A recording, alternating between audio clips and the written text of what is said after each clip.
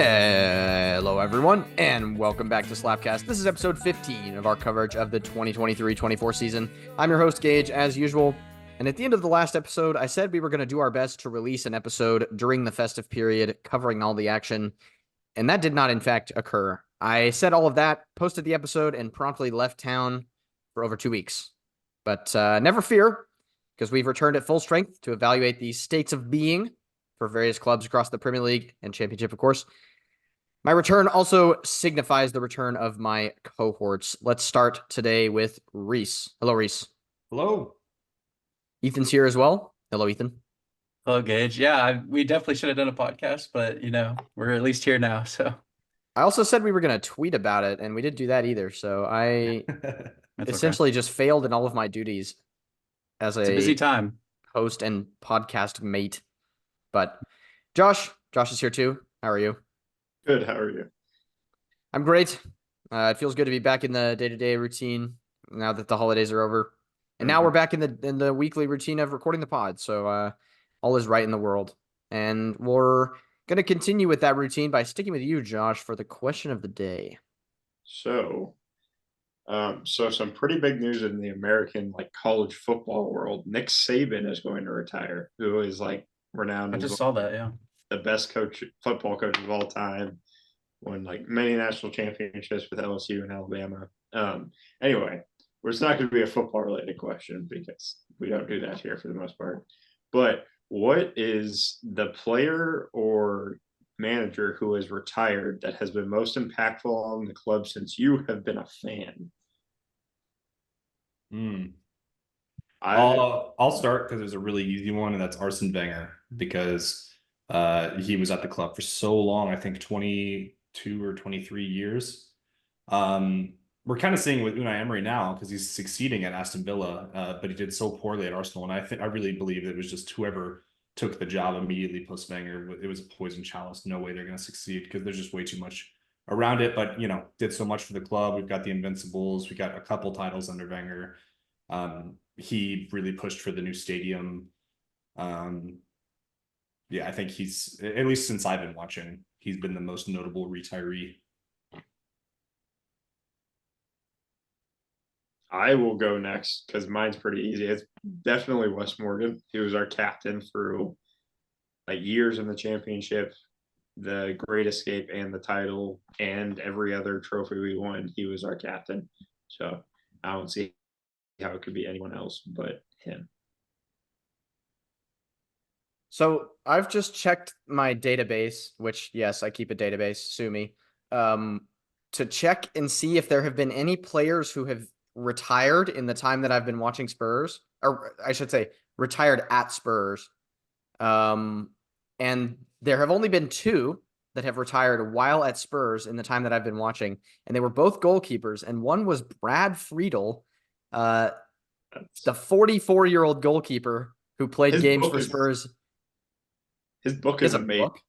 He does. I don't remember what it is. I don't think I have it out, but it's a really good book. Highly recommend.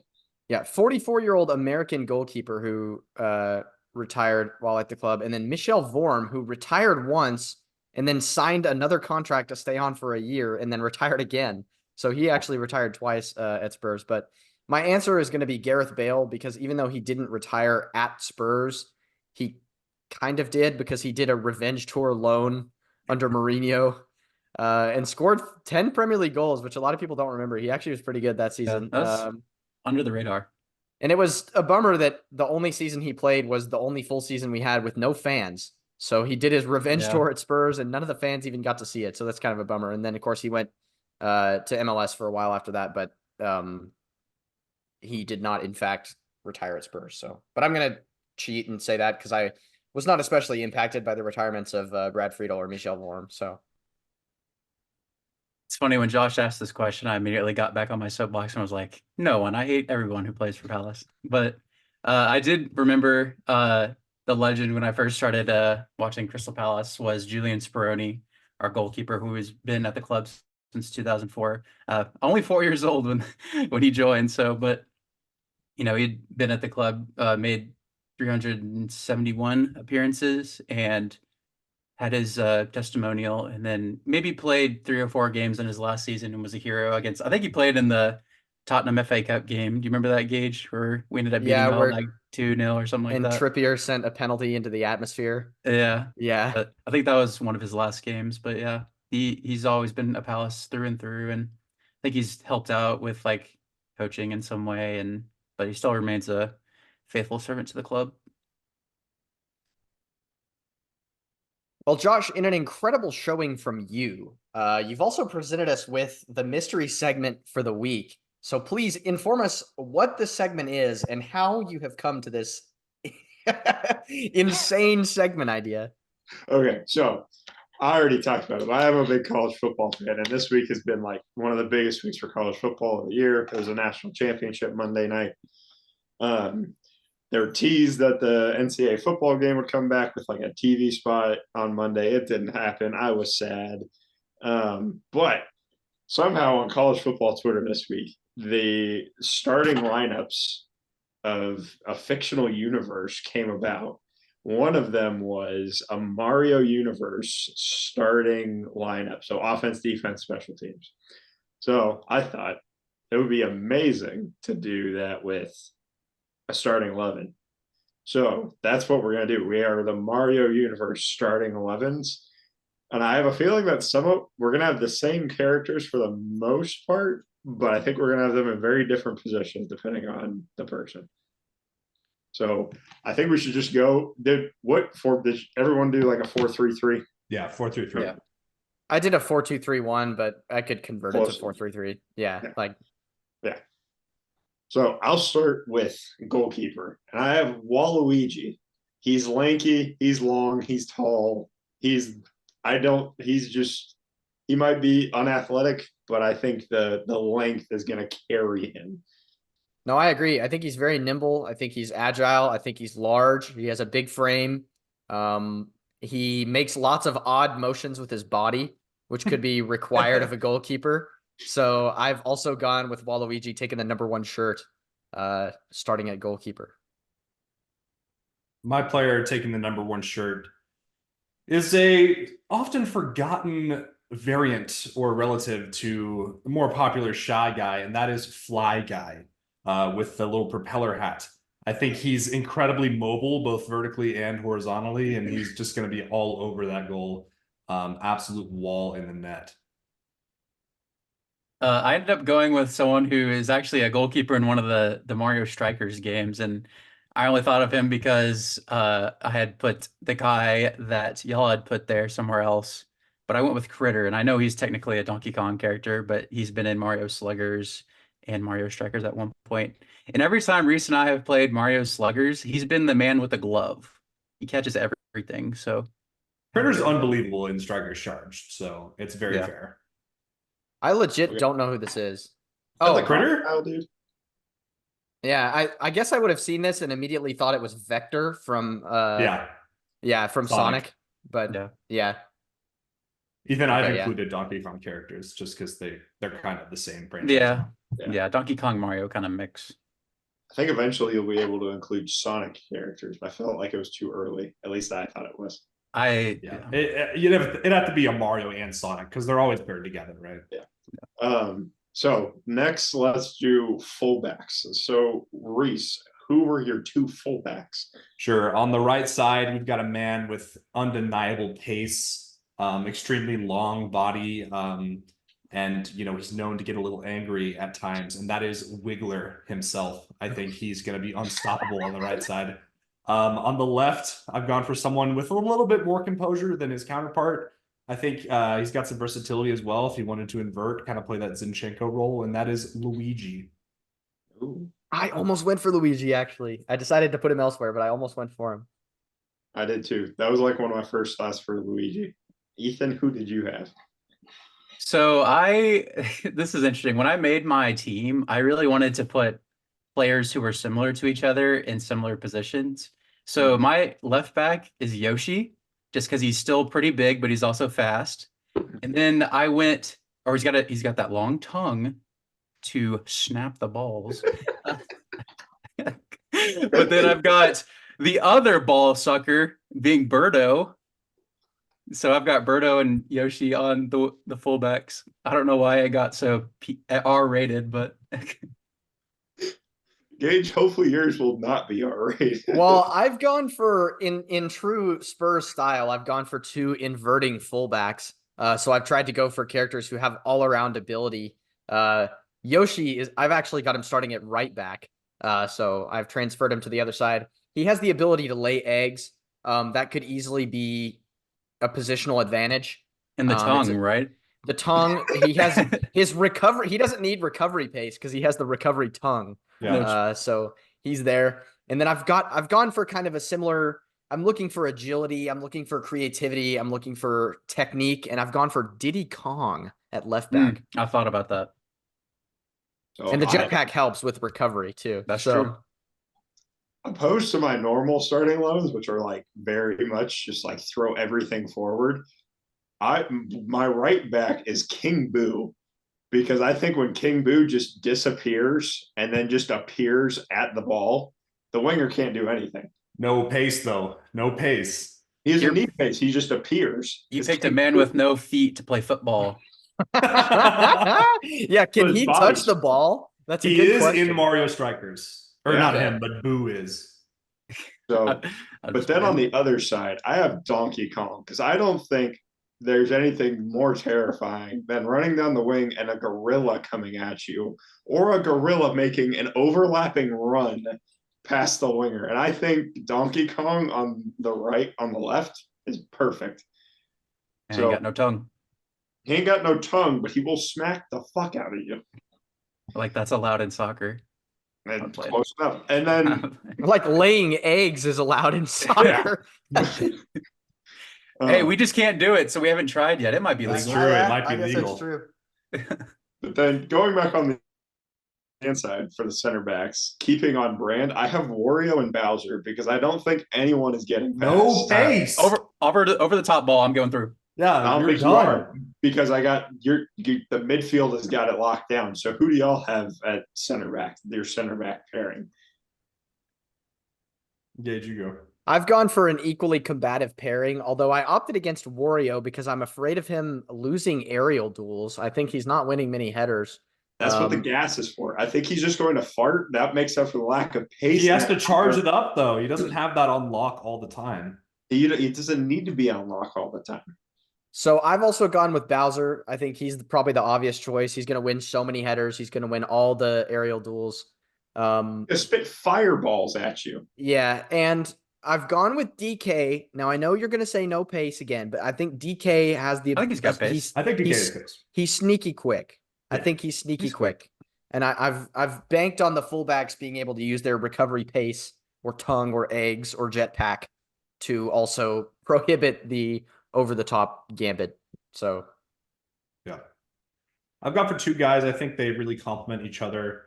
The first of which has been in some of y'all's teams already, and that's Waluigi. I think kind of the characteristics you mentioned, I think work really well as center back as well. He's lanky, he's got long legs. I think he's going to win a lot of tackles.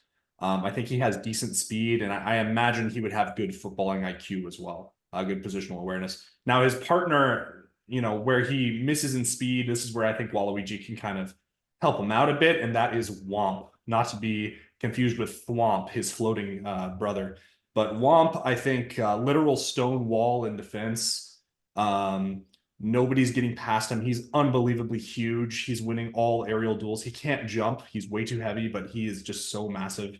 talk about no pace, by the way. Waluigi's got him covered literally though. zero But pace. he's so big, and he's a wall. I'm not going to say who it is, but I have a way to thump your womp. No, you're not thumping Womp. Waluigi's got him covered, and I think my fullback's got him covered as well. So he's really just there to be a wall. I love how it's transformed into just talking about positional things to, my team could beat your team. I'll get past the wall. So next, No, wait, I didn't go yet. Womp. yes, next is I ended up going for DK as one of my center back pairings, but I got his homie with him, Funky Kong. Let's Strong, go Funky quick, Kong. and huge. So it's the tag team right there. Okay, so now moving to the midfield, Ethan, I'm going to throw it right back to you. Who is your three in midfield? How are they kind of set up? How do you Okay. get that going in midfield? So I kind of went with a CDM and two center mids in front of him, but y'all have already mentioned him. I could agree with where y'all put him, but I wanted him in this role. I've got Waluigi at CDM just I because thought he's about it. still big, but he's quick, he's agile, he's got the long legs, winning the ball back, and you get the attack going. And I thought this was an important midfield combo, being Mario and Luigi, just because they're quick and they can hold on to the ball, work well together. I've got Mario captain. I think Reese talked about maybe having a captain, but it's got to be Mario. It's literally build your Mario team. So Yeah. I've gone for the brothers next to each other. So I've got a 6, a box-to-box 8, and a cam. I've really modeled my team after Arsenal's current play style. At 6, we've gone with somebody who's really going to anchor the midfield. Keyword anchor there. I think he's going to sit in front of the center backs. He's not really going to move from that position, but he is just, his targeting is insane, and that is chain chomp. I think he's just unbelievable at winning the ball. I think at number 8, my box-to-box midfielder and my captain is someone who I really wanted some experience in leading, but also someone who I know, has a lot of energy, can run both boxes, and that's Captain Toad. I think he is just going to really hold down the fort in midfield and provide some much-needed leadership. And then at cam, similar to Ethan, I've gone for Mario. I think, he's always attacking minded. He's always killing Goombas and Koopas, and he's fighting Bowser. So he's got the attacking brain, but he's always been an all-arounder, and I think that's important too. Needs to be able to do a job in midfield. He's kind of my Odegaard player in this midfield trio. I have gone for more of a double pivot and then a traditional 10 as my midfield structure. The double pivot, I have gone for an interesting combination of Wario and Luigi. So I've gone for a combination of kind of your traditional destroyer, ball-winning midfielder, very aggressive, loves a tackle in the form of Wario. And then I've gone for Luigi, who's more of your deep-lying playmaker, distributor, press-resistant. He's going to win lots of second balls, that kind of thing. I think that's a good pairing. And then classic for everyone else, at my traditional 10 role, I've got Mario. I think he's got the range of passing. I think he's got, like Reese said, the attacking mindset, the positional sense. So I'm having Mario as my traditional 10. Mine is similar, but a little different. I went with similar to Gage. I have a traditional number 10 and a double pivot. My double pivot, Metal Mario, being one of the center mids, because very similar stat line to Mario, positionally aware, all-arounder, good pace, but he's not losing any aerial duel. There's zero shot you're going up against a metal man and not just crumbling to the ground. Now, partnering him, I have Bowser Jr. with a caveat, with his little floaty ball thing. Because what are you going to do if he has the floaty ball thing? There's absolutely nothing you can do. So I think of it like Pogba and Conte. Conte is more the Metal Mario. Pogba is the Bowser Jr., able to carry it forward a little bit more when need be, but Metal Mario can do the same. Pogba famously able to fly, as everyone knows. Yep. Yes. And then at cam, I have Luigi. I think he's a good cam. Faith in the man. Jared, very similar stats to Mario. I like the length a little bit more going forward. I think he can help hold up the play a little bit more or make runs off of the hold up striker, which we'll get to in a minute. But Ethan, you're going to go first next. Who do you have on the wings? So this was interesting. I could have easily gone for a better pairing here, but I still think they're similar, just because they're a similar universe.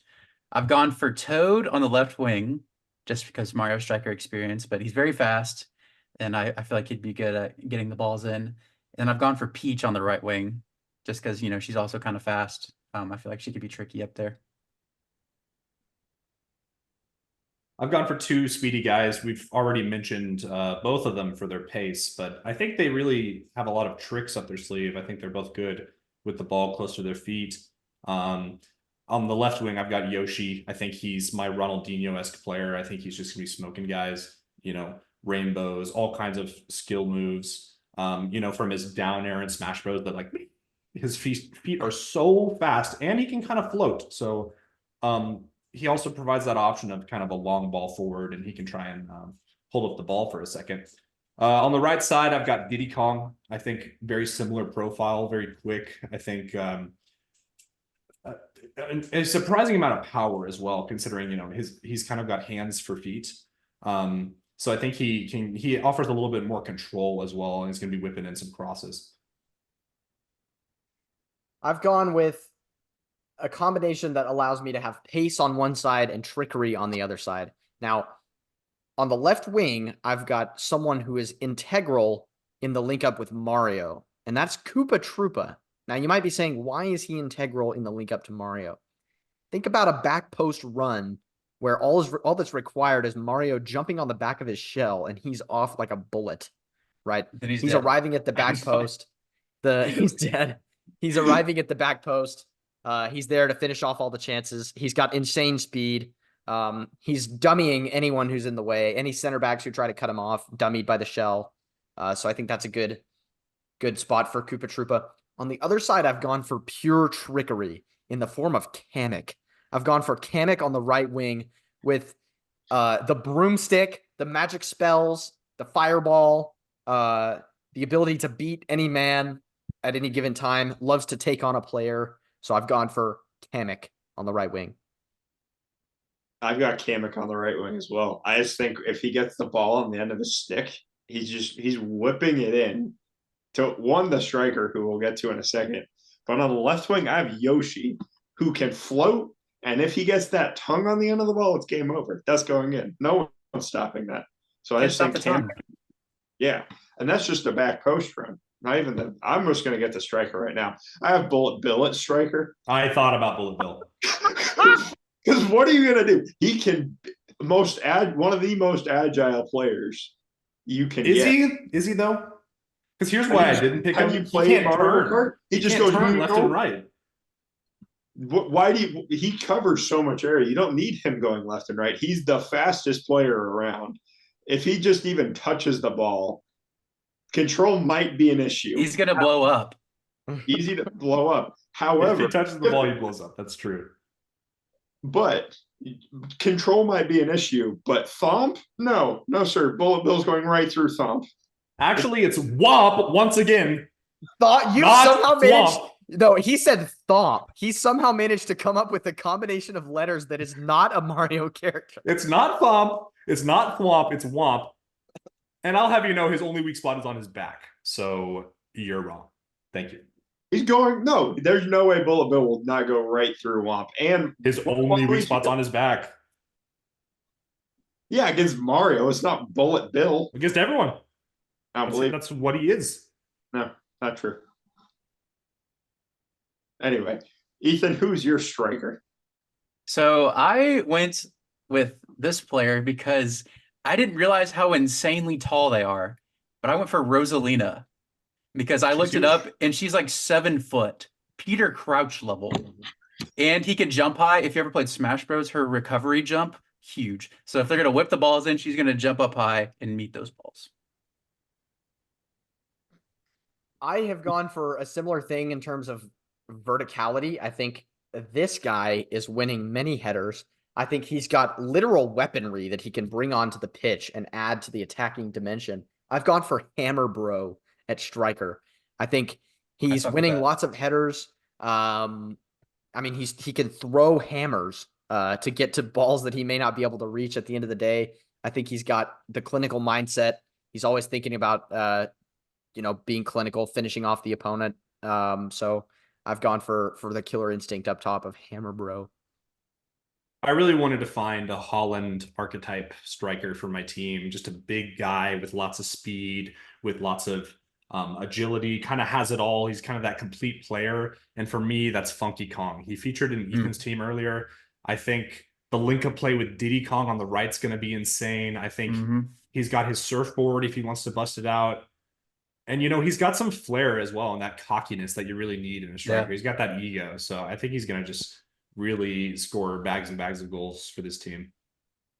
I This agree. might be the first time in recorded history that Erling Haaland has ever been compared to Funky Kong. Am I wrong though? Market in history.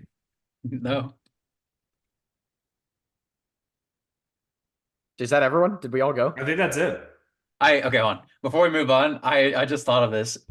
Off the top of the head, who's your manager? Who's managing? I've got a honestly manager. I've got a manager. Okay, go ahead. You go first. You go first, because I gotta think of one. Hey, I gotta I think of one. have gone for one of the greatest tactical minds this generation has ever seen.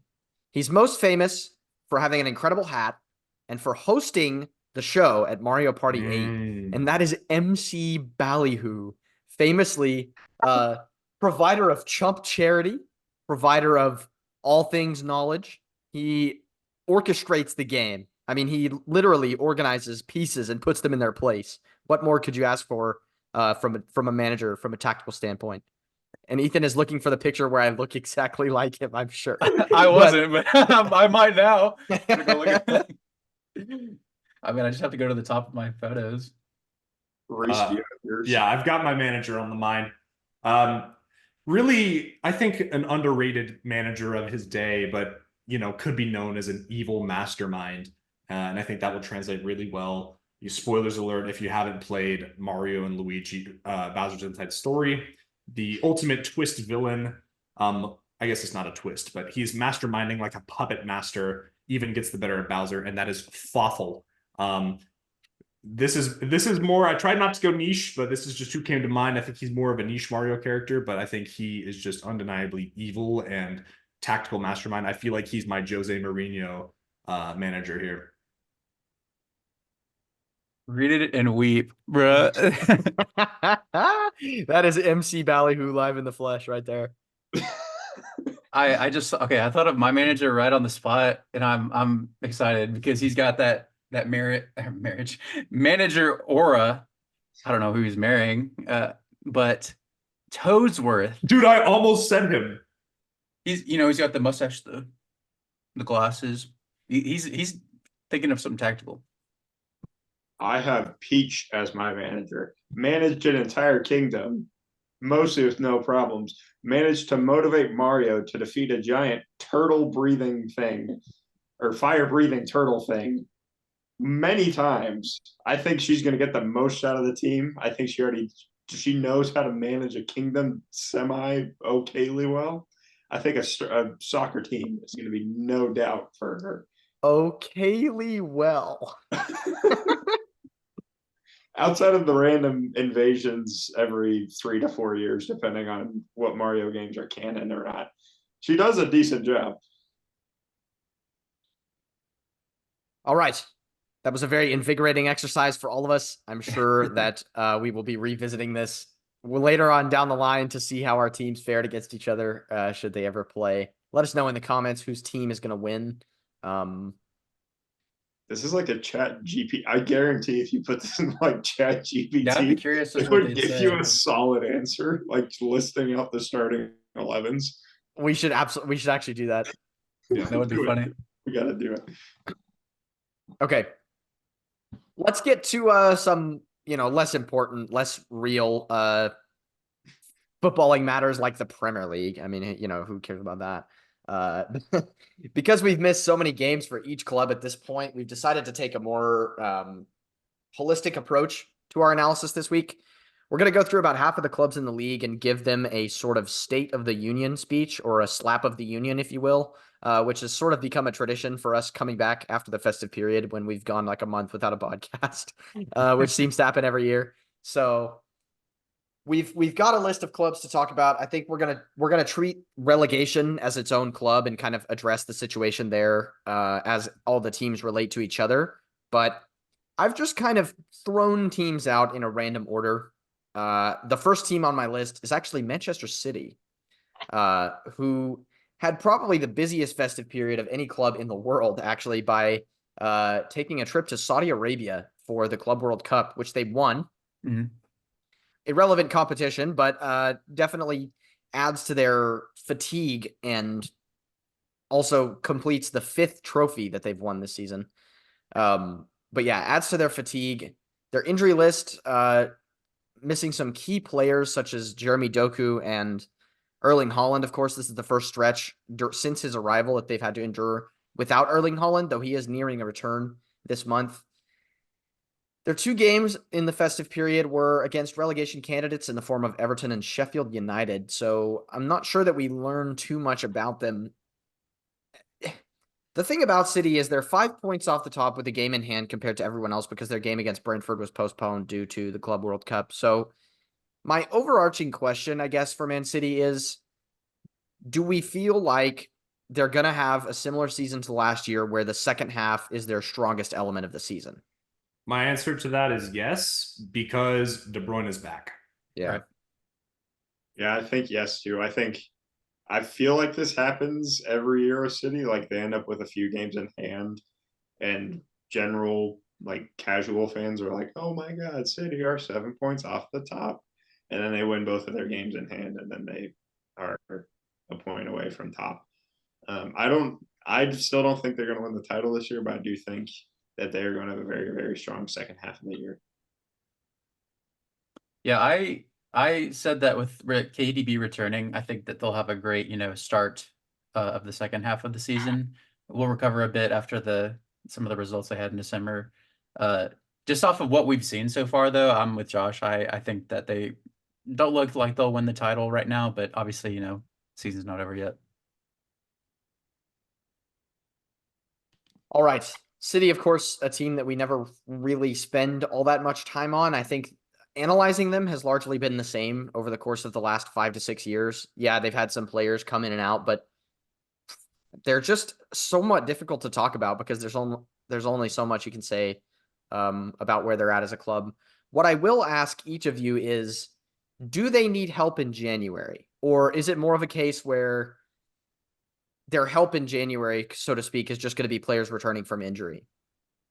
I think a little bit of both. I think they do need to do a little bit of depth work during the window, bring in a few players to just let the squad breathe out a little bit, just because they have had more injury problems than they really have ever had, at least from what I can remember. I think bringing in some depth players could be very helpful, especially because there's going to be games where, like, when they play the bottom 5, that they don't need to be playing their starting 11, which I think they've done a little bit better job of bringing in some of their academy players or just some younger players. But I think maybe a center back or maybe a second, another striker or something. I think they just need a little bit more depth going forward, just so they have some breathing room when injuries like this happen. I think they will, just because, obviously, like Josh said, they have injuries. They are using a bunch of their academy players, which some of them have been really great. I've been really impressed with, was it Lewis? Yeah, Rico Yeah. Lewis. Rico Lewis, yeah, he's been great. I know they've been using Oscar Balb a few times, guy with a great name, but I think it'd be good to, bring in kind of more experienced players to have in games where they're playing against player or teams around their position, to not have to rely on them too much. I don't know if they should. I don't think they're going to sign anybody in January. Yeah. I don't really know why, because they have so much money. Like, I don't know why that's my immediate thought. I just don't think it's going to happen. I feel like they don't really sign players in January, unless I'm just making that up. But I don't know. I think with De Bruyne coming back, I think they're not going to have as much worries about Haaland being out, because he can just generate chances for everyone ever. Yeah. And we can't forget that Alvarez did have a really good start to the season, and then it kind of dropped off in form. I think with De Bruyne back, that form might pick up again in Haaland's absence.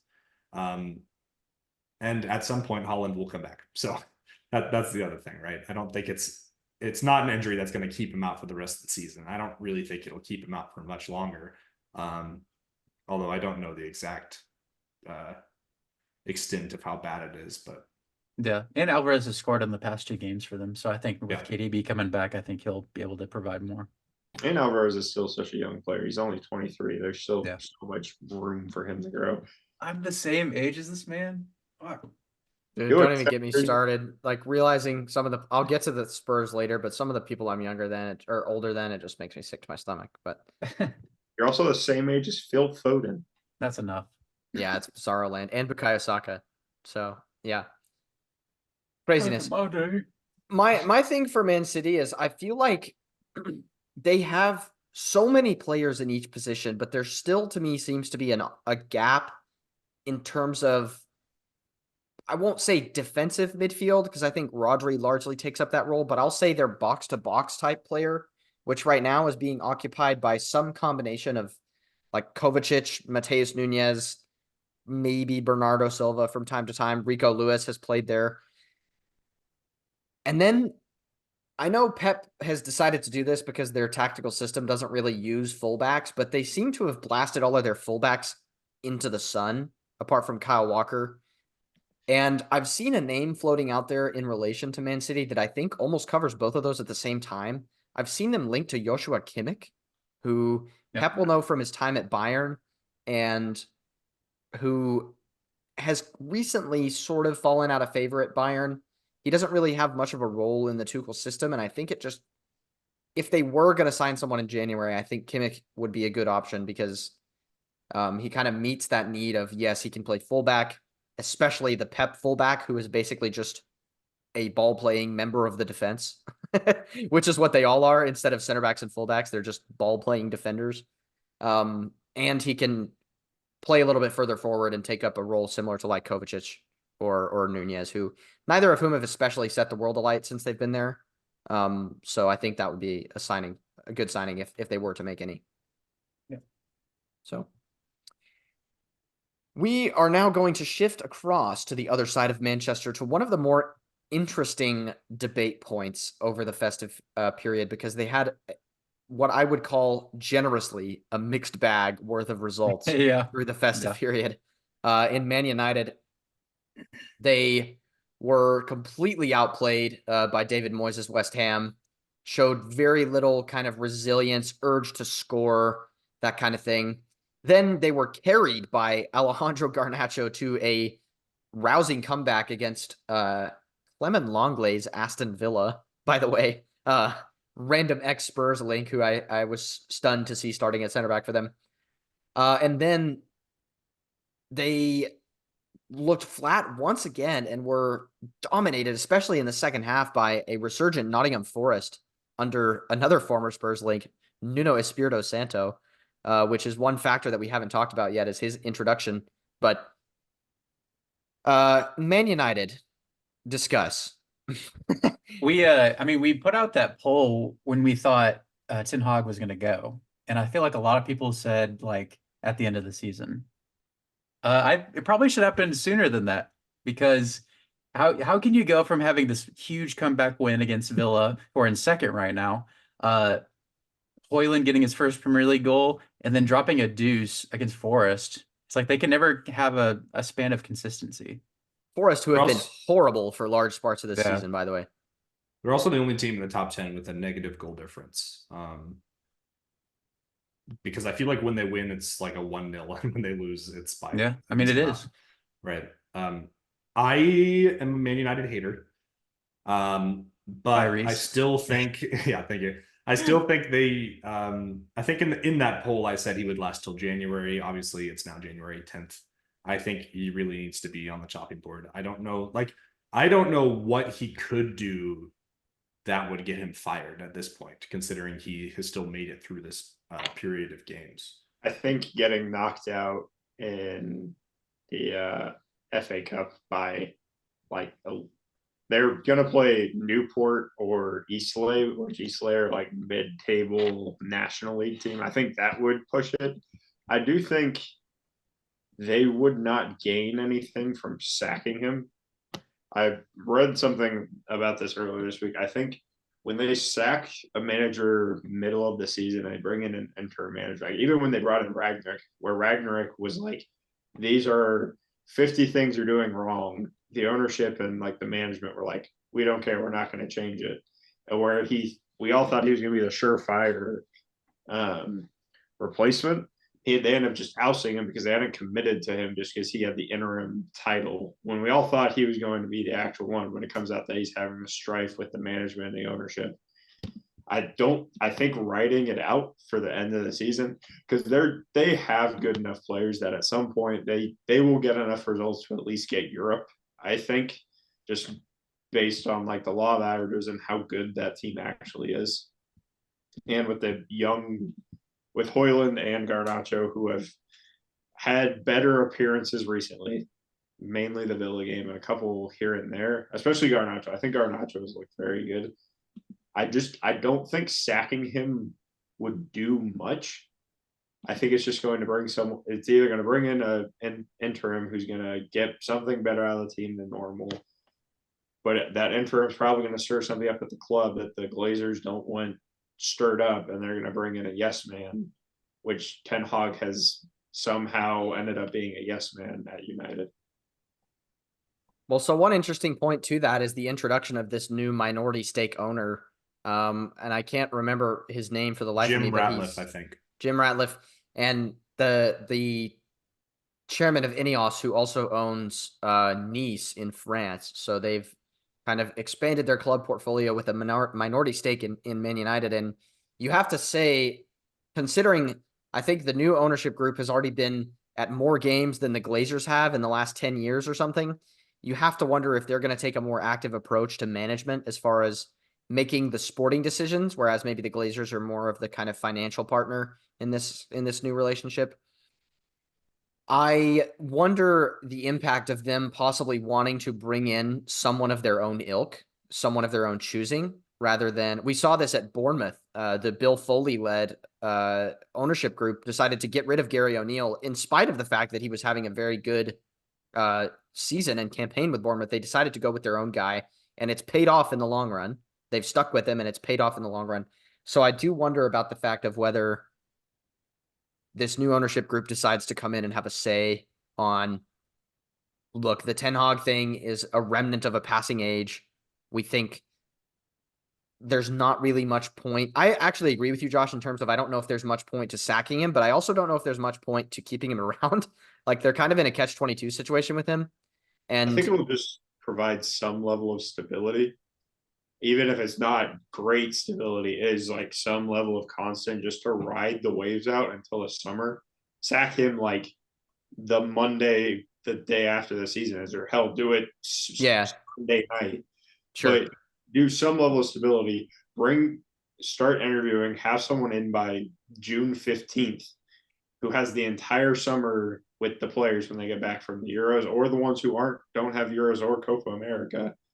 And he can have a whole summer of transfer window. And I think if you commit to someone that first year, unless there are like horrible, like tactical and like managerial decisions that happen, write it out no matter how bad that first year is, which United have kind of shown that they do, but just write it out for more than one season, which I think United have done a good and bad job on doing. I think that will be their plan. I think they're going to come out and say publicly, or the appearances that they're going to give, for all intents and purposes, is going to be, we want to keep Ten Hag till the end of the year. My guess is they're going to get through January. It's going to be rocky. They're going to sign a couple random players that are, like they always do, some random loan signing from a team that you wouldn't expect them to be signing a loan player from. They're not going to have much impact. We're going to get to the end of February, and they're going to be in the bottom half, or like some kind of, they're going to have some, maybe it's Josh, they get knocked out by Eastleigh in the FA Cup, or maybe they're in the bottom half come the end of February.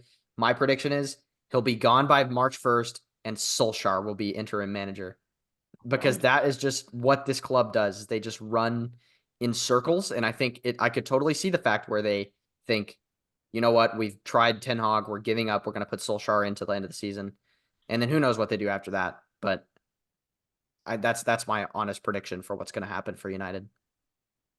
So their run of fixtures is very fair. Would be the only caveat that Ten Hag has is they have Spurs, Wolves, West Ham, Villa as their next four, but then they have Luton, Fulham, but then they play City, but then they have Everton, Sheffield, Brentford, then they play Chelsea, Liverpool, Bournemouth, Newcastle, and then four other teams to finish it out, which are a very balanced fixture list.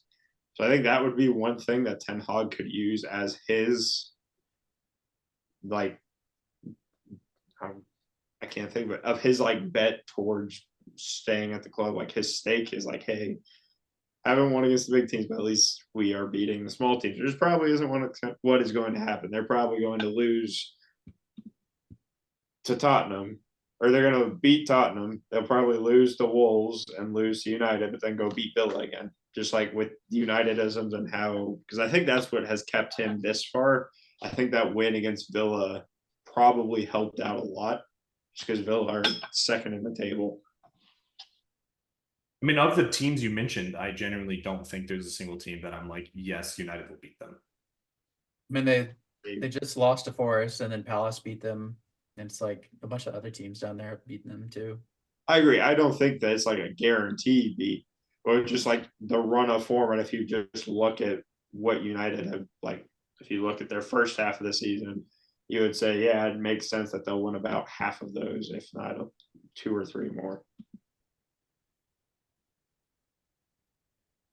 All right. Well, that segues nicely to the next team I have on my list because it's their next fixture, and that's Spurs. I've got Spurs up next to discuss. Headlined, of course, by the fact that we've got 2 new signings on January 10th. Well, one of them's not officially announced, but 2 new signings effectively done. And it's January 10th. Yeah, at the time of recording. Those, of course, being Timo Werner, who is official. He was announced yesterday as a new signing on loan from RB Leipzig, and Radu Dragushin, which I believe is the agreed upon pronunciation, given all of the experts that have appeared on Twitter in recent days in Romanian pronunciation. So, yeah, Werner and Dragushin, I think these are 2 interesting signings. The Werner one is probably more interesting, so I'm going to save that for last. The Dragushin signing, he's young, he's a center back cover. He's actually technically considered an under 21 player because even though he is 21 right now, he was 20 when the season began. So he doesn't take up a foreign spot in the squad this season, which means we have until the summer to offload more foreign players like Eric Dyer, who counts as a foreign player because he grew up in Portugal, like Højbjerg, possibly a couple others like Brian Hill, who's been linked with a move away. And apart from that, I just think having another center back who's there to possibly fight for a place, and especially considering our 2 first choice center backs have spent more than half of the season either injured or suspended at various points, just goes to show the fact that we need to bring in cover. Yeah. Now, I think one of the main things too with that, and you mentioned it a bit, is that it came out kind of before the Dragushin, or it's Dragushin, S-H? Dragushin. Sheen? Yeah. No, it's not spelled S-H, but yeah.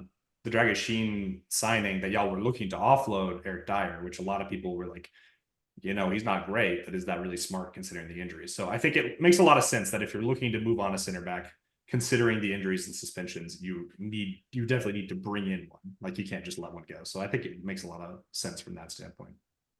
The interesting turn of events, of course, is that the team that Spurs beat out to achieve this signing was Bayern Munich, while Bayern Munich has now registered their interest in Eric Dyer as their secondary option at center back.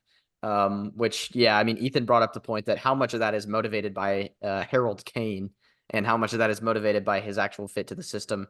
Who knows? He wanted a friend. Yeah, he wanted a buddy. Now, the more interesting signing for me in terms of I'm intrigued to see how it's going to work out for him at Spurs and in the Premier League again is Timo Werner. And I know Ethan and I were both discussing the possibilities of going back and finding some episode of the podcast where I was unleashing a slander campaign against the man when he played for Chelsea. And it's highly possible that did happen. Yeah. But the duality of man. My thing about it is it the guy I would have chosen at the beginning of January if you said you could have any attacking player within reason to become another option? No, probably not. He wasn't even on the radar. But it's a low-risk transfer because it's a loan with no loan fee. We're just covering 100% of the salary and a cheap buy option at the end of the deal for 15 million, which for a player who has over 20 goals to his name in the Premier League, be that as it may, the fact that he struggled and missed a lot of chances, I know, but 15 million in today's market for a player like that and a German international is a pretty good fee. And I honestly think the return that warrants us buying him at the end of the season is not that high. I think 5 goals earns him a transfer to Spurs at the end of in the summer. Like, I mean, and To be fair, I'm going to give him the benefit of the doubt. I mean, so many great strikers from the Premier League have played for Chelsea, but there have also been so many great players who have gone to Chelsea and struggled, like standouts like Higuain and Alvaro uh, Morata. Morata, Falcao. It's like just he could be really good. It's just, I mean, we've consistently seen players be pretty good, then suddenly not be good, get a move, and then come back and be good again. Like you kind of sometimes just need that change of scenery. One great example would be Kieran Trippier. Obviously, he had kind of a bad end at his time at Spurs. Left and joined Sevilla, I believe, right? Atletico Madrid. Or Atletico Madrid. I knew he went to Spain, and then now he's back in the Prem, and he's in talks for. Is largely considered one of the best fullbacks in the league. Still in talks for that starting spot in the England national team. So I don't think it's completely out of the question. The more interesting for me is where he's going to play, because I'm very curious if he'll play through the middle or on the wing, or maybe a mix of both, especially because he'll be with Richarlison. Will they compete? Will they be competing for a starting striker spot, or will they play together? I'm not sure. I think it will either be a very, very good signing, or it will be a 1 or 2 goal signing, I think. Because if you look through, he struggled in the Bundesliga the first time he got there with Stuttgart, but also Stuttgart were in a relegation battle when he was there. And then he didn't do as well when he first got back in this. My bad. Sorry, my brain just exploded.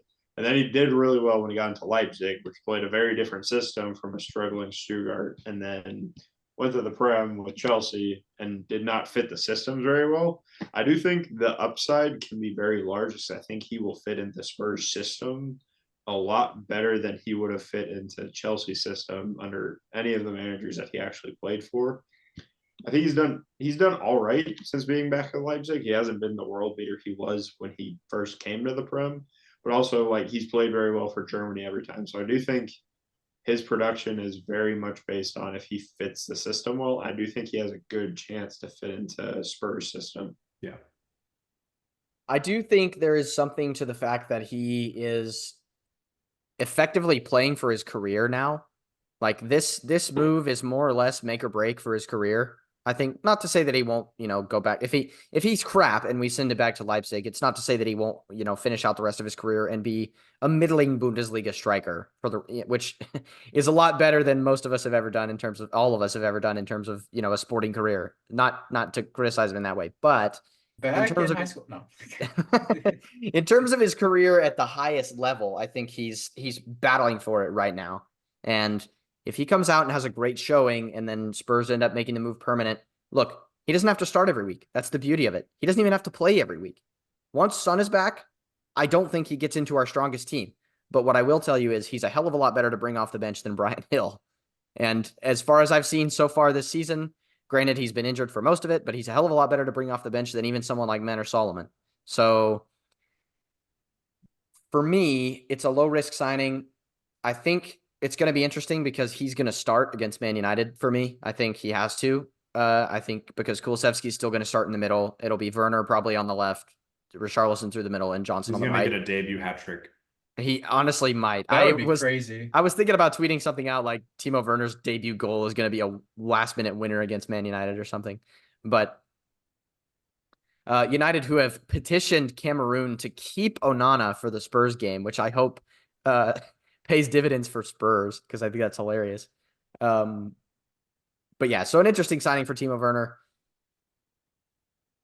I think the summer is when we fully revamp our attack. I think the summer is when you evaluate Richarlison's position as a Spurs player, or evaluate what is the long-term plan for the fact that Son is 30. That's the summer is when you evaluate that. January is when you find a solution for a problem, and the problem right now is we don't have depth in the forward positions, and he can play all three of them. So for me, it's a good signing and low risk, obviously. So, are there any other signings you want Spurs to make, or you think would be worth signing, even if it was just a 6-month-long loan like Werner? Well, the big other name that's been touted in terms of us being linked and in terms of positionally and the fact that he's homegrown makes sense, is Conor Gallagher at Chelsea. They obviously are going to be forced into selling some players because of the financial fair play constraints, especially considering the fact that the amortization of long contracts is no longer going to be considered under FFP. So they're really under the gun to sell some players in the next 2 transfer windows. And Gallagher apparently has been one of the players that the ownership group has singled out as a player they want to move on against the wishes of most of the fans and the manager. At least that's the reports coming from some of the journalists. And I think a profile like Gallagher is something that we could utilize. I actually don't think we need a 6 right now because Bissouma is the option at 6. Yes, he's at AFCON now, but when he gets back, he will be the option. Bentancur is also an option at 6 because he's been playing at 6 since Bissouma's been suspended and since he's been back from injury. And then Skip is the third option at 6, who, even though he played at 8 in a team that contained Bentancur and was terrible, I think that makes the case for him to be a 6 rather than an 8. And Højbjerg, who takes up the 6 role traditionally, is said to be on his way out of the club. Ange has stopped using him because I think he is kind of more or less expecting a transfer. And so I think for me, that means some combination of Bentancur, Sarr, Madison, maybe Kulusevski is your options at 8. And I feel like maybe we could use a little bit of extra depth in that position to sign another midfielder, whether that is Gallagher or whether it's a short-term loan like Josh mentioned. I think Skip and Højbjerg are probably going to be the two that we'd look to move out. Maybe not now, but at least in the summer. And I think maybe another midfielder to cover off would be my preference. So as far as the actual games over the festive period, I think Spurs were largely pretty good. We obviously had the blip in the road that was Brighton, and the scoreline made it look a lot worse than it was. We were obviously 4-0 down by the 60th minute, but they scored 3 very low percentage goals, very low XG goals, 2 of which being penalties from non-threatening areas, and one of which being a goal of the season contender from Estepinian from outside the box. So the Brighton thing doesn't really concern me because the squad was depleted, exhausted, and we were playing no recognized center backs, and Brighton just were very clinical in the game. But in Everton, against Bournemouth, I think Spurs showed kind of more of the resilience that we've seen at times this season. And I think that's a good thing. I think the major theme in the FA Cup win against Burnley is going to be the impact of Son. I think may have been underestimated by us this season. I think him or Vicario are the two kind of contenders for player of the season for Spurs so far. And I think Son being gone is going to be felt more than we probably anticipated. Maybe the Werner thing kind of maybe helps to alleviate that a little bit, but that would be my big theme. I think the other theme is that 4 players are expected to make their return to the first team squad against Man United. Van de Ven, Madison, Solomon, and Romero are all expected to be back in the squad. Only Van de Ven of that group is expected to start, but just having those players back in the mix, as well as 2 new signings, is going to be huge. Our bench for the last 2 months has been horrible, unusable for the most part. And it's just going to be nice to have senior players available on the bench to bring on and change games. So one other theme I think that I wanted to bring up from the festive period for me is the question mark around Brennan Johnson. I think he's very young. He's dealt with some injuries this season, so there are those 2 caveats. But for me, it's turning into a concerning thing because I think he has incredible work rate, incredible positional sense, makes great runs, and he has no technique on the ball, bad decision-making on the ball. So that's been a big theme for me in terms of, is Brennan Johnson worth the 50 million that we paid for him? I'm not sure at this exact moment, but unless anyone else has any points about Spurs, I think that is all I had for discussion. The one thing I brought up was dealing with the fact that Sarr and Son were going to be gone. Like, Yes, how and do you feel Bissouma. going forward? And Bissouma. Oh, is he? I thought he was injured right now. He was suspended up until the point of the AFCON, but now his last suspension game was the Burnley FA Cup game, and now that's right. he's departed for the Mali squad. So Right. Okay. Yeah. How do you feel about playing without them? Well, I mentioned I think the Sun impact is going to be felt more than we probably expected. Bentanker's return from injury is a very well-timed event as far as Sar being gone is concerned. My concern is going to be the number 6 role because, like I said earlier, I think Bentancur is going to be preferred in the 6 role, which scares me a little bit because I don't know who's going to play the Sar role while he's gone. I think it probably would have been Lo Celso, but Lo Celso is now injured. And now I think it's going to be Skip, which doesn't excite me at all. I would like to see them switch that and have Skip play the 6 and Bentancur play the 8, but for some reason, maybe it's because Bentancur at 8 is the long-term future, or sorry, Bentancur at 6 is the long-term future. Maybe that's why he's doing that, but yeah, I'm not confident about the SAR one. Actually may end up being the most tricky of the 3. But we'll have to see. I'm very curious to see what the midfield lineup looks like against Man United on Sunday. So, okay, let's I'm going to turn off my vocal cords now for a little bit and hand it over to Reese for the alternative side of North London and the difficult patch of form, I would say, that Arsenal find themselves in. Of course, they're on a run of, I believe, 1 win in 7, including being knocked out of the FA Cup to Liverpool. Of course, it's worth mentioning, but a difficult run for Arsenal. And Reese, I know you kind of have some thoughts on the fact that it's just one of those periods that they're going to have to get through, it sounds like. So I'm curious to know kind of what your synopsis is. It's frustrating for sure, but there's a lot of fans who are making noise online that just need to calm down, because the only thing it can be is mental. We're creating so many chances, and even in many cases, not all, but in many cases, dominating the games that we lose.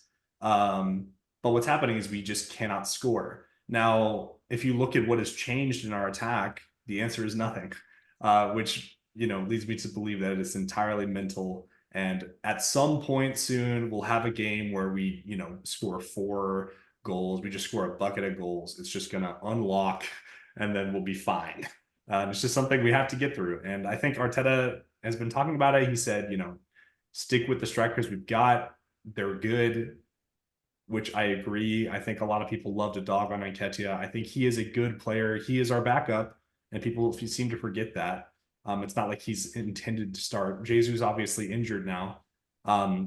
There's no way we're going to sign a striker in January, I think, especially considering I truly believe we have someone in mind. There's been mentions of maybe Osimhen in the summer. His release clause has finally been found out and reported. I think it's around 104 million, something like that. But some big name striker we are absolutely targeting, but we're not going to be able to afford them in January. We're already having to do some workarounds to comply with FFP. We saw that with the David Raya transfer, with it being a initial loan with obligation to buy.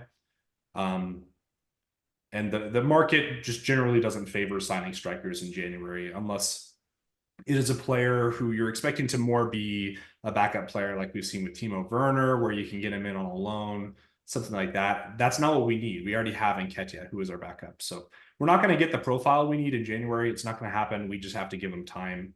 Eventually we'll start scoring and it'll be fine. It's just frustrating at the moment. The other thought I have is I think we've actually been really good defensively.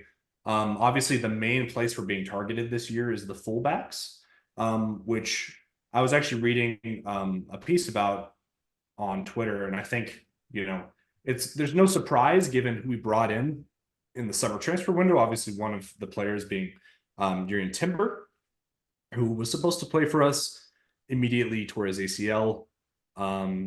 He's just more of an athletic player than the likes of Zinchenko, who he was playing instead of in preseason.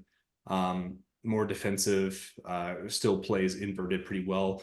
The other side that I think has gone under the radar a bit was in preseason and at the start of the season, Arteta was actually opting for Thomas Partey at right back just because he offers a little bit, once again, a little bit more athleticism in that position and can invert more effectively than the likes of Ben White. And he's been unavailable all season due to injury as well. So we haven't really, unlike Tottenham or some of these other teams, we haven't been plagued with injury. It's just we've had very specific injuries that target our weakest areas for sure, being in the fullbacks. And that's just something we're going to have to deal with. I think it's not like we're conceding buckets and buckets of goals due to that fact. I think we're pretty defensively sound. It's just we're not scoring enough to give us a cushion. So that's absolutely the main focus, and it's just going to take time. I think I don't actually know. We have Palace next, which is at home, but Palace are, traditionally have been one of the teams that we've struggled with against, over the course of the past, 5 or 6 years. So that's kind of, hit or miss, flip a coin to see who wins. Forest after that, which I would say is a favorable matchup. And then we have Liverpool again, which kind of sucks. West Ham after that, who we obviously lost to. And I don't really know if that one was pretty bad. We still generated lots of XG, but pretty bad. Burnley after that, though. So I think at some point,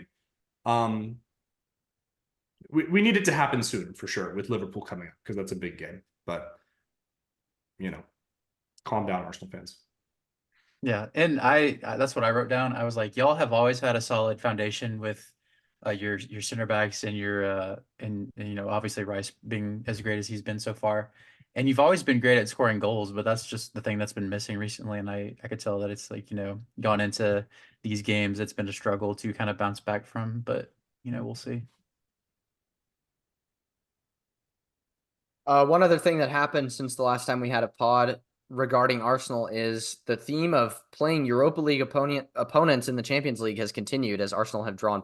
That's unfair. Porto have been in the Champions League many years in a row. But Arsenal have drawn Porto in the round of 16. I think probably got to be pretty confident with that draw, right? Yeah, I would say I actually think pretty much. I'd have to look to make sure I'm not making stuff up, but I think if you made a list of who is favored out of the top round of 16 teams, I think they all got favorable matchups. Some more favorable than others, right? Man City getting Copenhagen, because of course they did. They always get the best draw, dude. Yeah. But yeah, I think Porto is definitely one we can win. Obviously, we haven't featured in Champions League since we've had these scoring issues, but I think we have looked our best in the Champions League this year. Which, we had a pretty easy group, I would say. But I think anything can happen, especially over 2 legs. I think if we can find our scoring form, maybe that's a competition we can kind of target. Not to say I'm expecting us to win, but I definitely think we have what it takes to at least compete and maybe even get to the final. But we'll see. I think there's a lot of really good teams that we would have to beat. So do you think it's a dangerous fixture? Because they did play very well when they beat Barca and then they lost the game to Barca. They have looked very well. And I watched their last game versus Shakhtar, where they had the win to make it to the round of 16, and they dominated them, and they looked very well on the ball, and they looked like they could get on the front foot from playing very deep very quickly. So I do think it would be it's a dangerous matchup for Arsenal to be favored in, but I do think Arsenal will do well against Porto. I do think I wouldn't be surprised if maybe Arsenal lost the first one like 1-0 and then came back guns a-blazing in the second leg. Yeah. So I want to clear up a point about while we're on the topic of the Champions League, which is the way that they are delineating the extra Champions League spots across the leagues. There's been some talk this year that the Premier League might see 5th place be a Champions League spot. Now, I was under the impression up until very recently that it was determined by UEFA coefficient. And they've kind of come out and said like, oh, Spain and Italy are the most likely to receive the extra Champions League spot this year. And I kind of sent it in the group chat and I was like, seriously? I feel like the Champions League final in each of the last 6 years has featured an English team, almost every one. And then I came to realize that it's the coefficient is out the window. It's this season only. They're doing a 1 season coefficient for teams who progress in the Champions League. So the way it's outlaid right now, Spain and Italy are the favorites. I guess they're calling Italy a favorite because of the matchups that they have, but there's 4 Spanish teams in the league, in the Champions League, which is more than any other country. So that's the number one reason why they're the favorite. There's 3 German and 3 Italian teams. So they're both kind of in the mix. Of course, Bayern, several of those are playing each other. So there's some, mix up there. But then there's only 2 English teams because Man United and Newcastle both dropped out of Europe completely. So Arsenal and City are carrying the hopes of the rest of the Premier League. And then 1 each, respectively, from France, Denmark, Portugal, and the Netherlands. So those are probably out of contention unless, somehow we get a final between those 2 teams. But just a point I wanted to bring up to clarify because I thought it was coefficient based and it's not. So There also is something said about that is Girona have been playing extremely well in La Liga this year. I know they're top of the table, but there's a rule that if 2 clubs under the same ownership group are not allowed to be in the Champions League. Right. And City Football Group also own Girona. So I think it's such an unprecedented thing. I'm sure UEFA has a plan for it and like the option. They'll just let City stay. Yeah. That's the plan. Or they will just change the rules and we'll have a City Girona final in the Champions League next year. So we'll see where it goes. But I do think like going off of that, the Champions League placing and qualifying is going to be very interesting next year, depending on how they play that. Reese, any final thoughts on Arsenal? Nah, that's it. All right. I'm going to reshuffle the order a little bit and now go to Ethan for Crystal Palace so that we can kind of move quickly through a few of the remaining teams that we want to talk through in the interest of time. Ethan, thoughts on Crystal Palace? Yeah, I think the shake of the head kind of gives us an indication of where you're still at with the club. Literal circus right now. That is the only thing to say about this team right now. Since last time we did the podcast, obviously I was spewing my spiel about how we've lost our identity and everything is just not something to be happy about. Well, we had Bella on camera for a second. But we got a good comeback win again, or not win, but draw against Manchester City. And then we beat Brentford, who I will talk about later. But, the performances are still not convincing me that we're playing well. I think Brentford were just so bad to the point where, we were actually able to win. But, there's still results that I'm not happy with. It's stuff that I've all mentioned before. And it's so annoying to watch continue. And then it's a bunch of stuff behind the scenes recently.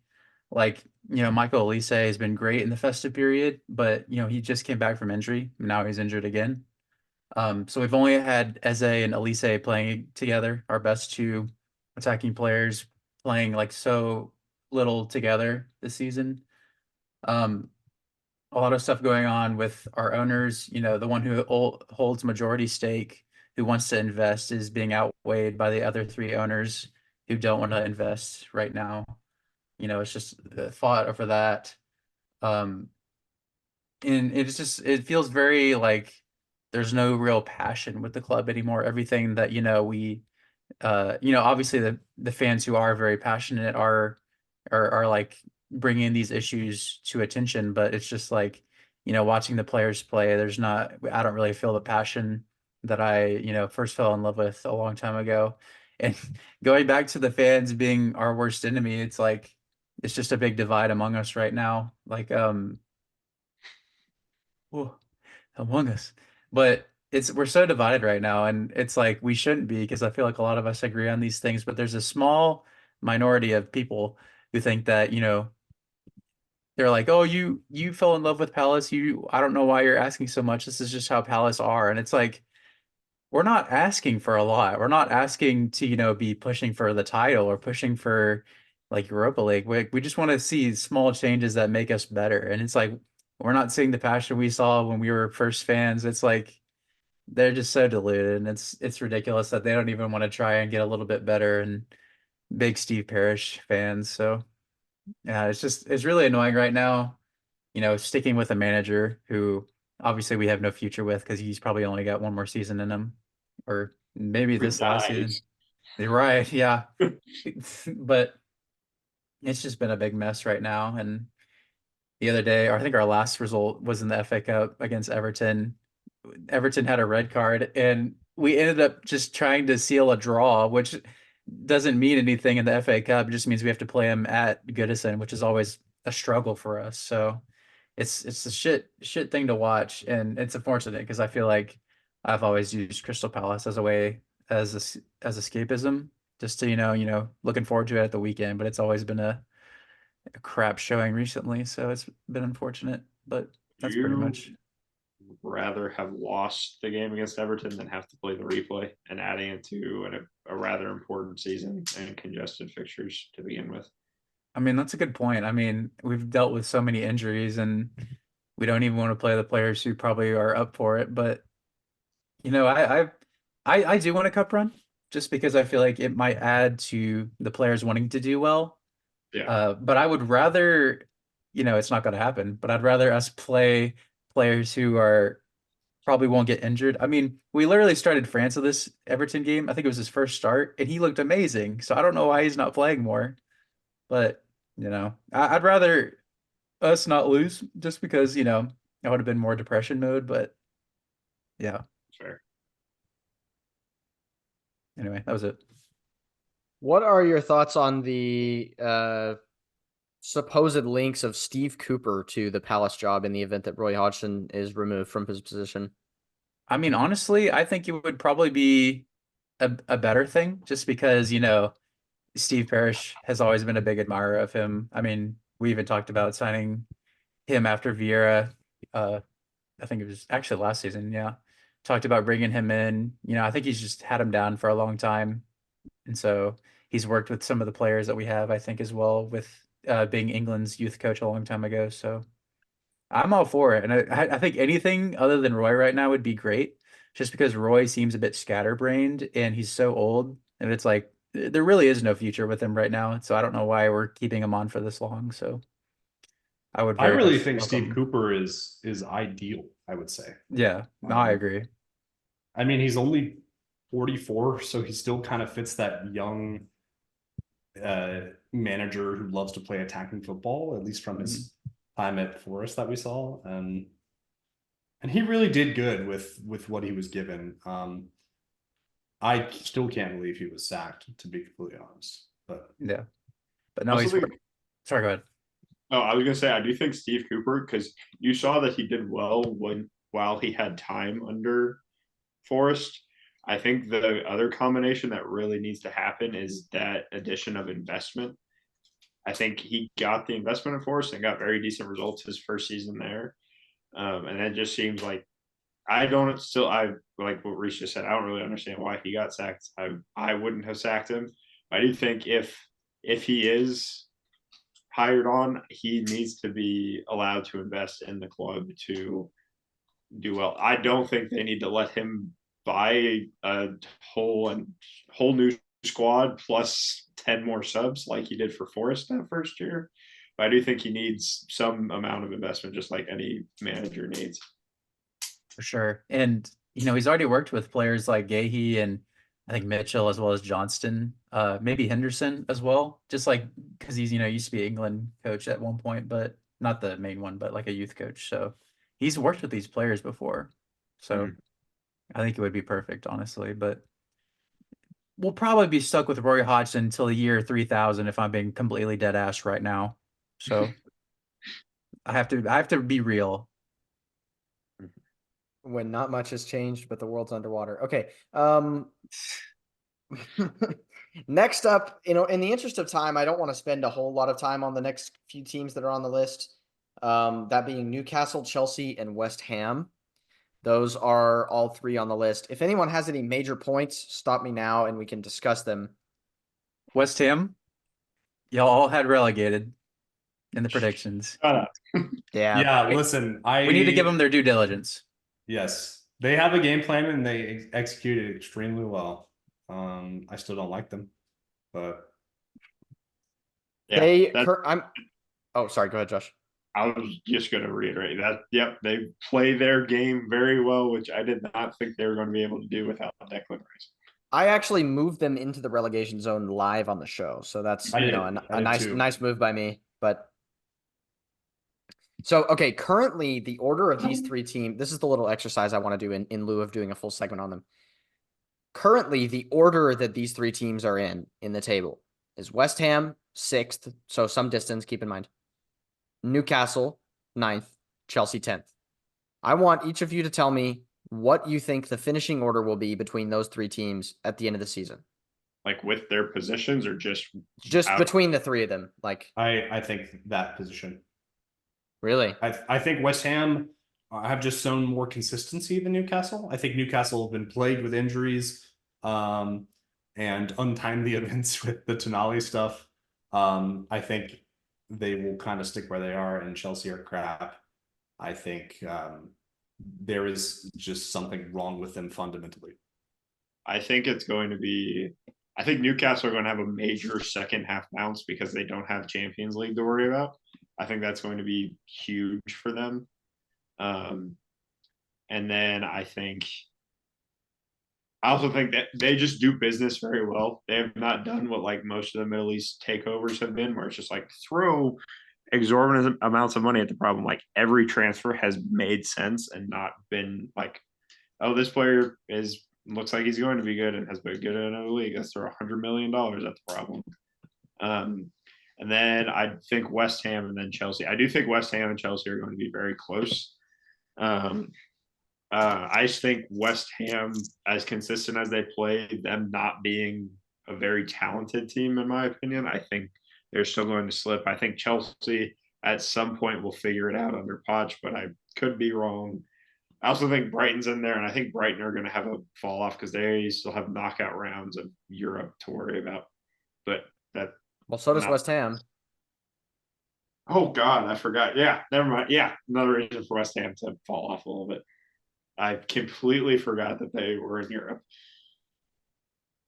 I'm agreeing with Josh's order just because I think one thing that I've been considering when I'm like looking at all these teams is who all is leaving for a few months for the tournament. West Ham are losing, I think, Kudus, as well as Ben Rama, who I don't know if he's been too involved in their games, but still an important player. Losing Bowen, I'm just playing. The Cote d'Ivoire legend, no, I'm playing. In Newcastle, I don't think I have lost anybody. I know they're having a few injuries come back. I saw that Botman was playing again, and so I know he was pretty important to them in defense. I mean, I don't have anything to say about Chelsea. They've been so like whack this year so far, but yeah, I would have Newcastle, West Ham, and then Chelsea. So I actually think it's the reverse of what it is right now. I think Chelsea are going to finish the highest out of this group. And I know that's like a controversial take and I hate Chelsea and blah, blah, blah. Yeah, I know. But they're, I think, more or less kind of starting that up and up trend that Josh was mentioning in terms of them figuring it out a little bit. I think I made fun of Tim Howard for picking Cole Palmer as his player of the season. And I think that is an insane thing to say. But I will say he has been very influential. He's picking up lots of goal involvements. Some of the players who haven't really been hugely involved in the beginning of the season are now coming and starting to make a difference. The likes of Madueke is really who I'm thinking about. Mudryk, he's hilariously a meme in the fact that he cost 100 million, but he is starting to contribute on the score sheet. Nico Jackson being the one person who's forced me to reconsider the fact of could rescore a Premier League goal because he looks like the most regular guy ever, is actually contributing on the score sheet. So for me, it's going to be very close, but I think Chelsea will be up there. I think Newcastle will probably finish second out of this group. Just because, I think their injuries are going to come back, or their injured players are going to come back. But for me, I think it's going to take them until the very end of the season to really get their mojo back. And by then it'll be too little too late. And for me, West Ham will finish in the bottom of that group. And not necessarily because I think they're a bad team, but actually I could see it being something similar to last season where at the end of last season, they were brutal in the Premier League and ended up winning the Conference League. And I could totally see something similar happening where they drop off their form in the league a little bit, but they go deep in the Europa League and possibly be a team that's in contention to win the competition. So I think, which is another interesting wrinkle. What if an English team wins the Champions League? Do we get 6 spots? Do we get 5? Do we get, like, how does that work? So, but yeah, I think West Ham will probably finish lowest in the Premier League with an asterisk of the fact where they do well in the Europa League. So let's do another cursory glance at Aston Villa. And I don't want a really super in-depth analysis on this one. I want a number from each of you, and that is where the position in which they finish the season based on what they're at right now. I want that to be your summation of their season. And I will start. My number is 5. I think they will finish 5th. I was going to say 4. One of my predictions at the beginning of the Premier League season was that they were going to do really good and have a bunch of players step up. And I don't know. I think the way they're playing right now, I think I will see them getting that last Champions League spot. I'm also going to say 5. I'm also going to say 5, but I am very, very split between 4 and 5. I think the fixture congestion of two-legged knockout stages, even if it is the Conference League, there's some pretty decent teams coming out of the Europa League down to the Conference League that I think might give them a challenge. Well, and the fact of the Conference League is spread further across Europe than the other two European competitions, so the odds of them having travel mileage is a lot higher, which has a big impact. I mean, especially midweek. So let me see who they drew. Did they? I guess they won their Conference League group, so they have a bye. They won't have a draw yet. They have to play the first round of knockout fixtures. Yeah, because they won. I guess they won their group. So, yeah. The reason I asked that is because I think, fingers crossed from a Spurs perspective, is that I think the top 5 in the Premier League is as it will be at the end of the season. Like, I think Liverpool, Villa, City, Arsenal, and Spurs are going to be the top 5 by the end of the season. It's just a question of what order are they going to be in. And the interesting thing about it is there's not real. I mean, I feel like they could end up in most orders. I feel like most permutations of this are somewhat realistic. And that's kind of an interesting factor to consider. So,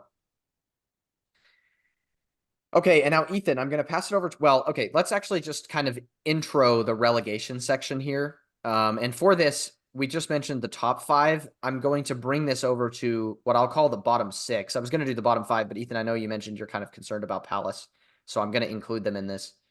And I know you also mentioned you had some talking points on Brentford. So let's start with those 2 teams and Forest, who are the so far secure survivors, but could be sucked into the race. Right. Which teams are we talking about again? So Palace, Brentford, bottom 6, Forest. Oh, yeah, I mean bottom 7. Yeah, bottom 7. Okay. Sorry.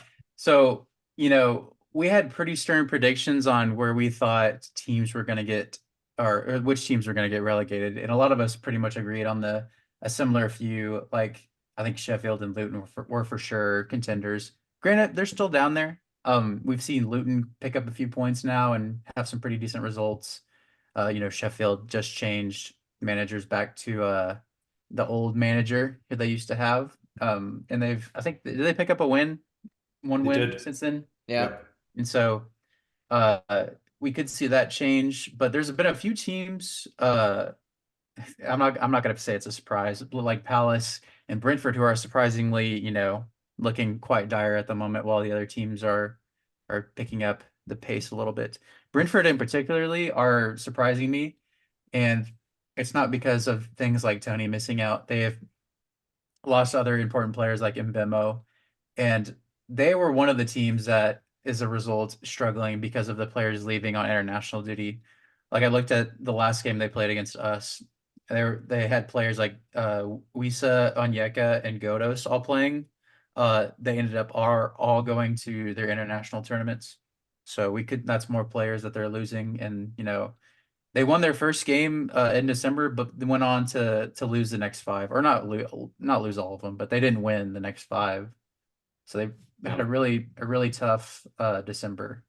It's actually a very similar story to us, or like Potter's Brighton going a few years back, being that they're creating a ton of XG, but they just cannot score right now, which obviously you mentioned they have a lot of players that are missing either due to injury or international duty, but the key ones, both Tony is out, although he's back soon, I believe, and Beno, who was Tony's step up replacement, who had been scoring goals. So they really just don't have anyone who can score right now.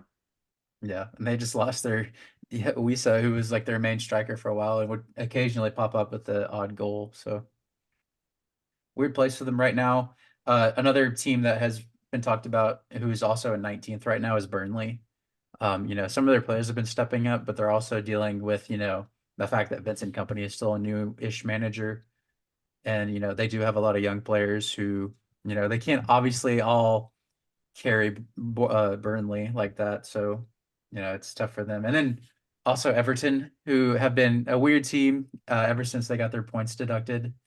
They've used that as fuel for their flames, and they've been pretty decent since then. It's weird because you look at the bottom, they're all like 14th through 20th. They've got four or five wins. Everton have 8 wins. Yeah, which is crazy. They just haven't had as many draws. So yeah, it's a weird race at the bottom going on right now. I don't know in particular if it's going to stay that way at the bottom, just because Luton have been pretty impressive recently. I think the And biggest thing about sorry. no, you're good. I was just saying that it could. I think one or two of the teams that are in there right now might stay, but I think we might have that last spot to think about. I think Sheffield are definitely going to stay. I think Luton are going to get out. I also just really hope they do. But I think it hasn't been player performances that has made them look better. Like if you look at Burnley or Everton, it's been like one player has come out and actually had like a very decent game that they have not had. I think Luton have looked very good as a whole, and they play very smart too, and they want to press, but they don't do it like unrelentlessly. Because if they did that against every team, they would lose almost every game because they're just not good enough. Because even if you watch them play like any of the top 6, they know that they don't have to press every time. But if they do occasionally press, it's going to play very well into their play style and it's going to suit them very well. So I think I really like what Luton is doing. They just look very good as a collective unit, which I think is really important for a relegation battle, is just having the group do well and not just rely on one player doing everything. Right. I don't have much more to add other than I think how it is now is probably how it will be come the end of the season.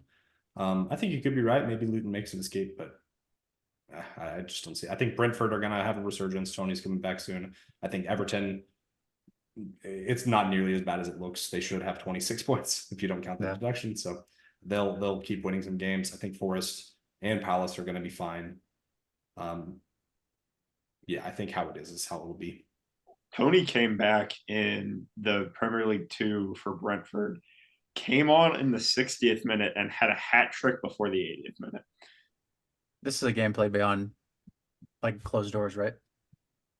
Yeah, he was allowed to play like a warm-up match in like Premier League 2. So yeah, I can see that.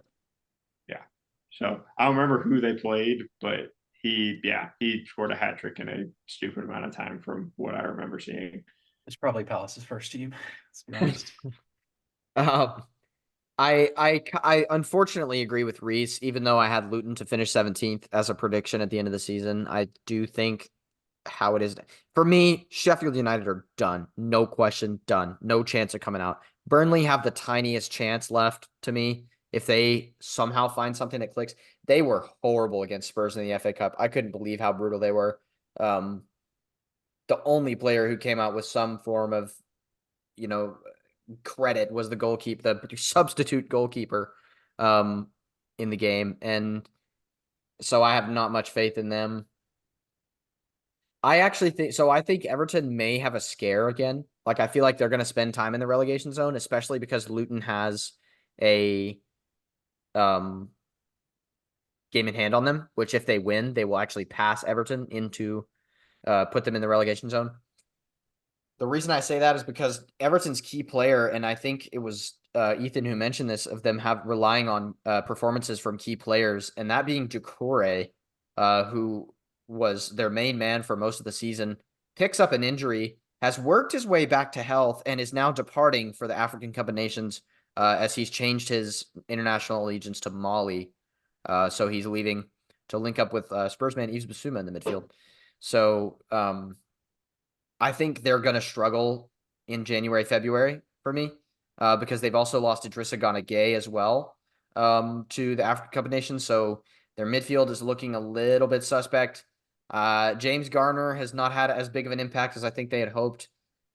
And they've been relying a lot on that pairing of Gay and Doucouré in the midfield, and they're both going to be gone for the month of January and February. So difficult times for them, but I do think they will survive at the end of the day once they get those players back. So, all right. I think that concludes our proceedings here today, gentlemen, at least as far as the Premier League is concerned. Josh has got an item. They've both got items. Josh, go first. We didn't talk about Liverpool, did we?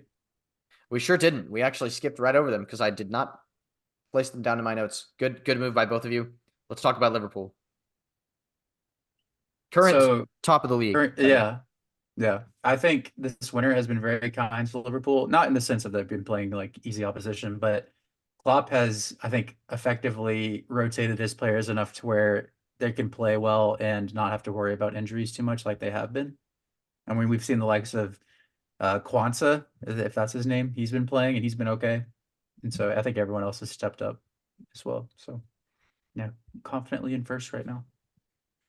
Yeah, I thought their depth issues were going to be very prevalent, but they actually have seemed to not be this season. And I think they look the best they have since they won the league. Yep. I still think their defense is a little suspect. So that's still where I would be looking towards the end of the season, especially just in the 2 games we played, both in the Prem and in the FA Cup. Obviously, we lost both, but we generated so much XG. Like it wasn't even, it really wasn't, we just couldn't finish, right? But it's not like we were struggling to create chances. So that's definitely where they might see some issues come the end of the season. But, credit to them right now. The system is working. Trent Alexander-Arnold inverting is a revelation to no one's surprise. But, they also have some players leaving for AFCON, notably Salah. Yep. I do think it... and Endo, who's going for Japan. Not AFCON, but he's going for Japan.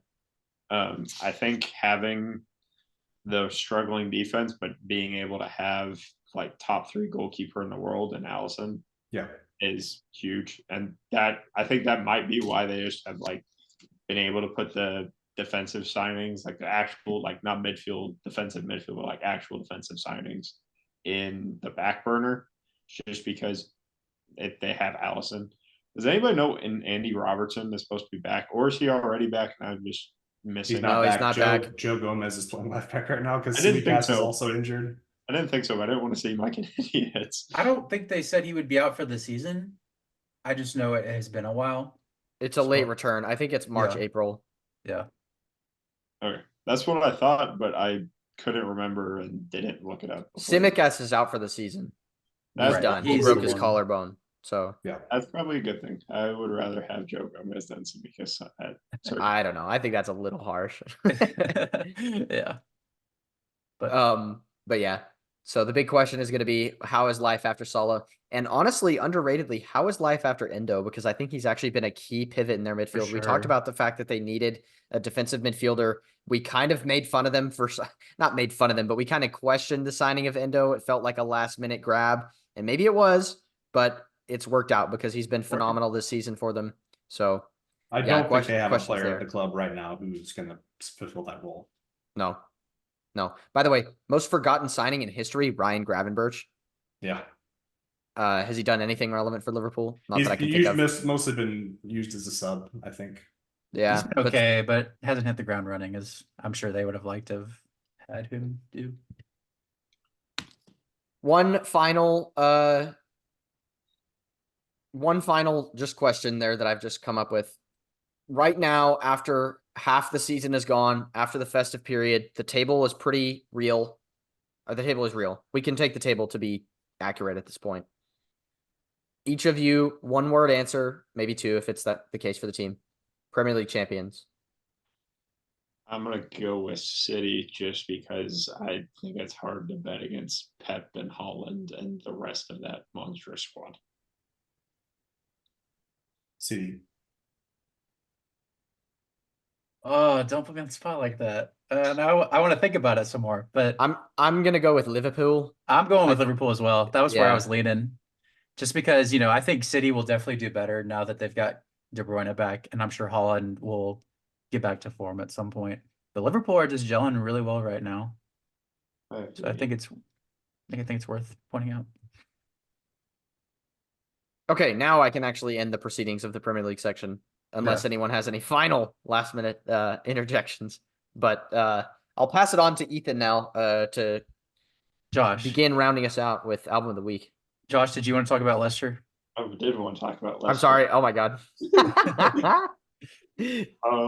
So we've had a very good run of form since the last podcast. We have dropped point.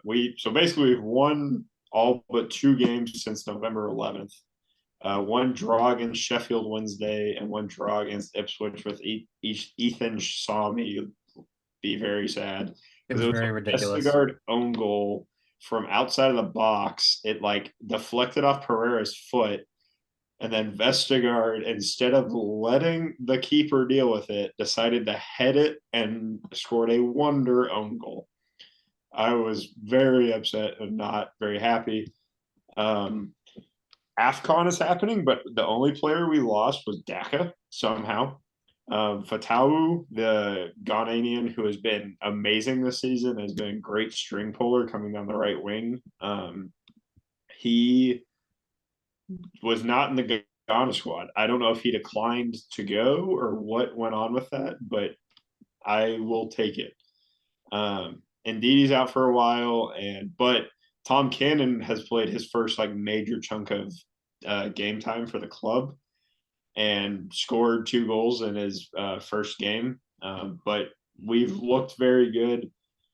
I don't remember how many points we need to secure automatic promotion, but it is something around 40 points. And we, from the same amount of games, we got like 59 from, or 58 points from. So I am increasingly confident that we will at least be in the playoff at a minimum, because right now we are 10 points clear of Ipswich in second, 13 clear of Southampton in third, and Sunderland are sitting in sixth with 40. So we are 25 points. Okay, yeah, we're going to be at least in the playoff. There's no way we will drop by 25 points. But I just really love what we're doing. It's looking good. I kind of wish we would have lost to Millwall in the FA Cup just so we have less fixture congestion. But if we're going to make some small amount of cup run, I would at least like to play a mid to lower table Premier League team. Which replay did y'all draw? We drew the Birmingham. I can't think of who Birmingham has. I'm guessing not Premier League though. No, it's Birmingham. Hull, yeah, Hull Which City. did beat us, but Birmingham have been awful because of Wayne Rooney. But yeah, like just looking at the Premier League teams left, I'd love to play Bournemouth, Brentford, or Wolves, Forest or West Ham. I would not like to play Chelsea, Villa, Liverpool, Spurs, or City. Yeah, I would really like to play Palace or Everton. I think that would be good. I wouldn't mind a game against Fulham or Brighton either. But it was, yeah, I really like genuinely wanted us to not do well in the FA Cup. Like I wasn't actively rooting against us, but I really just wanted to win, to not win, just so we have less fixtures and nothing midweek to worry about. As of right now, we don't. But if we are going to be in the cup for an extended period of time, I really, really want to play a Premier League team just to see where we're going to be at next season and what we need to improve on, or what small improvements we need to return to like a stable lower half team. But yeah. One rounding out question for you. Player of the season so far. Oh, it's Kieran Dewsbury Hall. It's not even close. He has I think he has 9 goals and 10 assists now. He's like the linchpin. If it wasn't him, probably Ndidi, just because of the hard left he took from playing like defensive midfield his entire career to being an advanced 8 and being probably one of the best advanced 8. He's definitely the best 8 in the championship, and it's not even close. Harry Winks has also been really, that midfield trio has been amazing. Harry Winks has been absolutely amazing in that holding role. Now I can end the footballing section of the podcast. Surely. Yeah. No, I have some. No, I'm just kidding. Album of the week, please. Okay.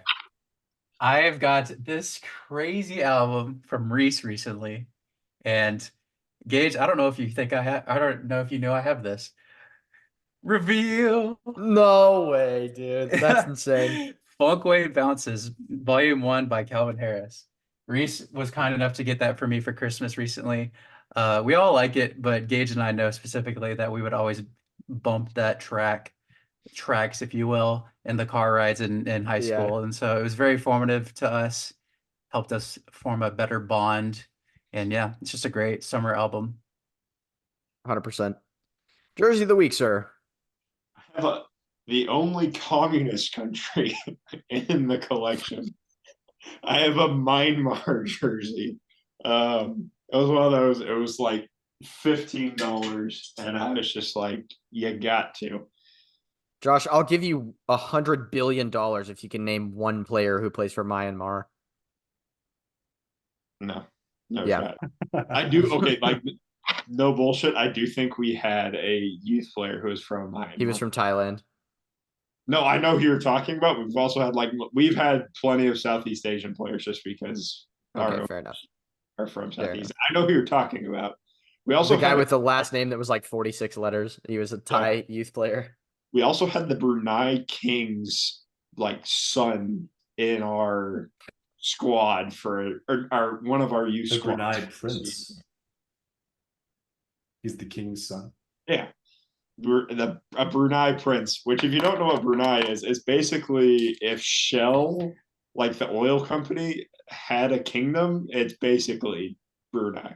Them and Shell are buddies. Well, that's as good of a place as any to leave us off, I think. I want to say a big thanks, roundtable, to the guys. We'll go quick because I know the guys are trying to get out to see a movie. Reese, thanks for joining us. Of course. Thanks for hosting once again. Ethan, it's good to be back in the rhythm. It is. I'm glad we're getting back to it, doing the podcast again. And thank you for hosting. And Josh, of course, thanks for joining us once again. Thanks for having me. I'm looking forward to the second half of the season. Thanks to the listeners. We hope you guys all enjoyed your Christmas time, your holiday time, your New Year's time, whichever it may be for you, all of the above, perhaps. And we hope you're enjoying the Premier League as it stands right now. We hope you're excited for the second half of the season as we are. We want to say a big thanks to you for listening. We hope you stay safe. You know what? Episode's over. Goodbye.